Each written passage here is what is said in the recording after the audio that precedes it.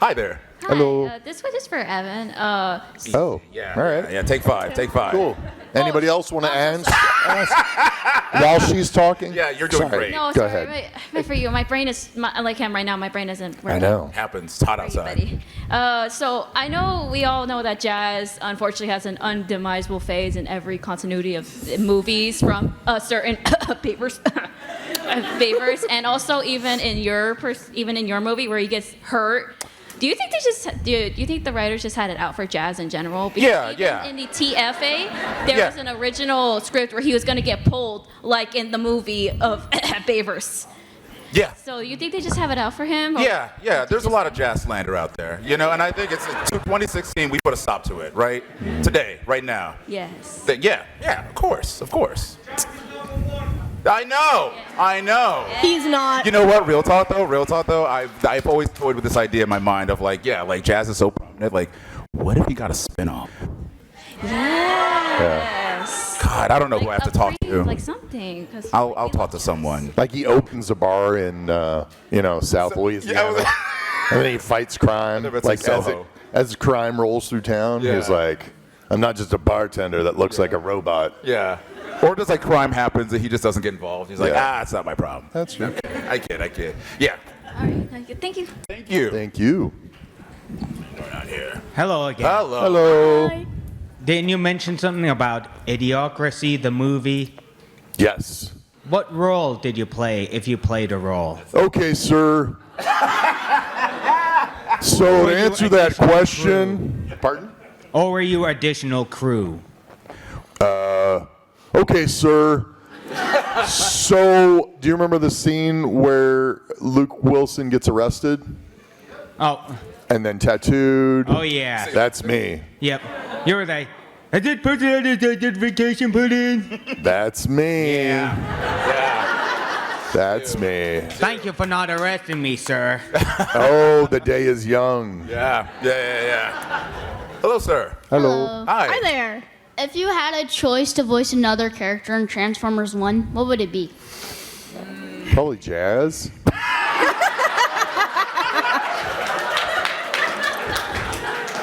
I could see that. This was a mistake. This was absolutely a mistake. I've always said Optimus Prime. Yeah. Yeah. Shockwave, I didn't forget about you. Well, who would you like to voice? Yes. Oh, God. How to say? Yeah. I would probably like to voice, I'd say either Wheeljack or Alita. Well, no, sorry, I take it back. RC. No Shockwave? Yes? You wouldn't want to voice Shockwave? Well, I am already Shockwave. I can't voice myself. That's true. That is true. And again, Yeah. illogical. Yeah. Tis illogical. It's like it's not a documentary. Yeah, it's all good. Thanks, broski. Hello there. Hi. Hi. Hello. So my question is mainly for Jason, but if you two want to jump in, absolutely do I that. totally will steal focus. Yeah. So But it's mainly for me. So We understand. Shockwave is my favorite Transformers character, probably of all time. When reading the different and just studying different versions of Shockwave, it seems to me that the IDW is the only one that definitively has no emotion, or else how every other Shockwave simply has no empathy. My question to you would be, do you think your Shockwave genuinely has no emotion, or simply lacks empathy? And depending on which one, how would you explore his story? That's a good question. I too would like to know this answer. Wow, we're getting into some phenomenological studies. Thank you. Like, what was your name? Kierkegaard? Sartre? My name is Kayla, but I go by Wyvern Eldritch on TikTok. For those of you who have said hi to me, hello. There you go. Gotcha. So Heidegger, I'm going to call you. Please do. I like the phenomenological people out there that got that joke. For me, I have no idea. No, I think that's a tough question. I think that because there's sort of that overlap with all of those things, pure logic kind of supersedes empathy. So to say somebody doesn't have emotion, and to say somebody doesn't have empathy, it's kind of God, I'm dying up here. That's a hard question. Sorry. For me, what it is he removes or has removed aspects of his personality that, he might have certain aspects of those remaining, but they're not the predominant. They don't dominate his activities, whereas logic and reason do. And then, it supersedes those, and he acts purely driven by those. Interesting. You could just say you're crazy. And Yeah. I feel like I'm in my thesis defense. Manly You're not letters. getting graded on any of this. I know. Go ahead. What do you have to say about Wait, hold on. What was about me or him? So It's all about like me. jump in on what you think about Shockwave, either having no A mess. emotion or Just no. the worst. Oh, yeah. Like, couldn't do without him. 1 star. Would not dare recommend. Not doing it. Yeah, I'm short and to the point. Yeah. If I may. Oh, Please do. if I may. I love it, the referee. Go ahead. What's up, Minnie? You I represent may all not. Shockwaves, though I'm very fond of TF1 and Prime. I'm going to use Prime for this example. I think Prime does have some emotion, like Oh, absolutely. He definitely displays He does anger and have frustration mainly- and irritation. Yeah. absolutely, yes. I feel like if I were to explore more as like, oh my god, more as to why he doesn't have emotions, I personally feel like he was traumatized so much through the war. Like he could have been such a compassionate person in the past, as we've seen in the comics. Like Senator Shockwave was a beautiful person, and then we all know what happened with that. Cough, cough, the war and all that. But I think he lost so many people that over time he started to like lock himself away to the point where he just kind of lost his ability to feel empathy and compassion for people. I see, like, in Transformers Prime, we all know how mean he is towards Starscream, rightfully so, but he's also a lot softer towards Megatron. And I feel like with select people, he allows himself to open up more. Interesting. Thank you guys so much for your responses. Yeah, no wonder you hired One them. last thing I want to offer a plug. Swerve's Bar podcast. Woo! Those are great people to listen to their podcast because they talk about stuff like that, and to talk to them while they're here. I think they have a little setup in a room or something. Trish will talk your ear off about all that stuff. She's been a great resource for me. Somewhere that in the corner. Yeah. Ashlyn, who else is here? Hi. Hello again. Great outfit. Great. Love it. I'm just her moral support. Moral support. You're crushing it though. It's funny that you're wearing earmuffs so you don't have to hear yourself talk. See, 1 star. Exactly. Hello again. Hi. Hello. Hi there. So my question mainly is for Mr. Evan, but I guess it's open to everyone else because you said you did stand up and, mini Shockwave, I guess. Yeah. But anyway, you said you worked at Universal, like portraying Megatron. I did. How good did it? Oh, good in parentheses, but like how good did it feel to roast people? Oh man.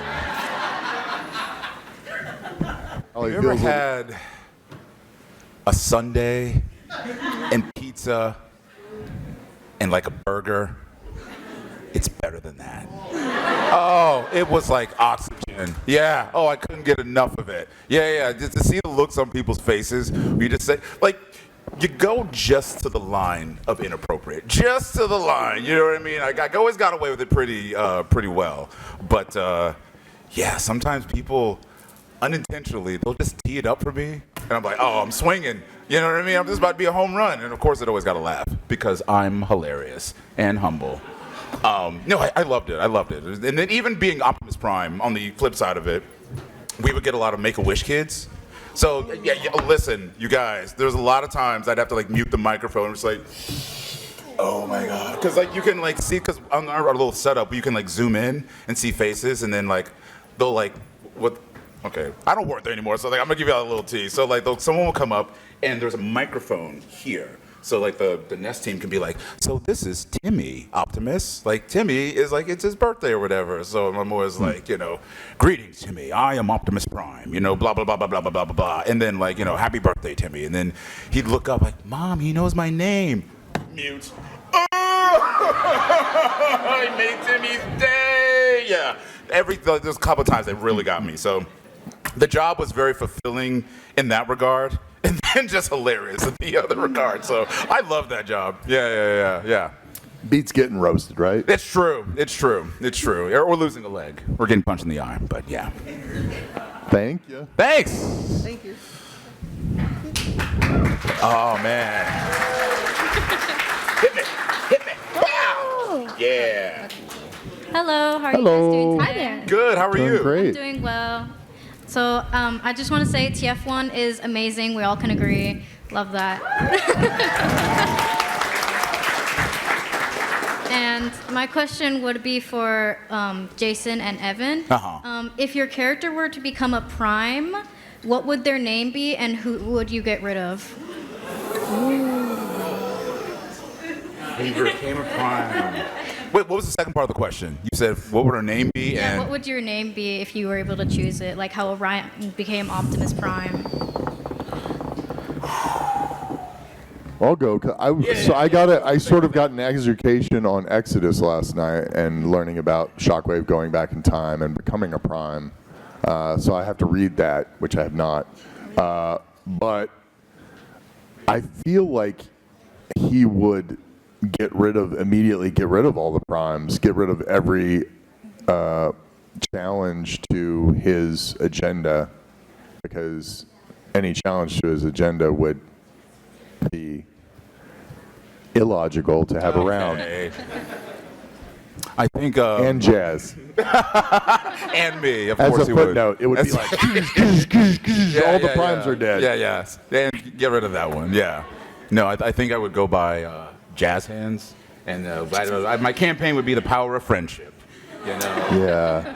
Oh, Jazzy Pants. I know. I've missed you. I know. Since you've been off doing your magical big job that you can't tell anybody about because you will find out. You will find out. Yeah. It's pretty fun. But yeah, that would be me. Jazz Hands. And then what would your name be? I would still be Shockwave. Okay.